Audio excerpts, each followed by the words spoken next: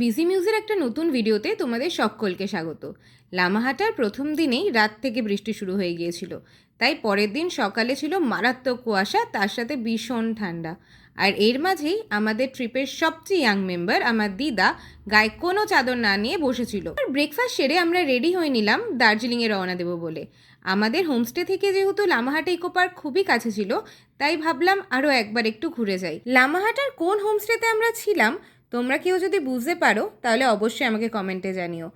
আর যারা আগামী দিনে লামাহাটা যাওয়ার প্ল্যান করছো তাদের জন্য আমি এই হোমস্টের একটা ডিটেলস ভিডিও আমার চ্যানেলে ছেড়ে দেবো। এরপর বৃষ্টি মাথায় নিয়ে রওনা দিয়ে দিলাম দার্জিলিংয়ের পথে।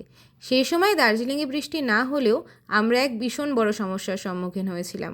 আসলে না জেনেই আমি একটা হোটেল বুক করে ফেলেছিলাম, যেটা ম্যাল রোড থেকে বেশ খানিকটা দূরেও ছিল আর রাস্তাটা খাড়াই ছিল।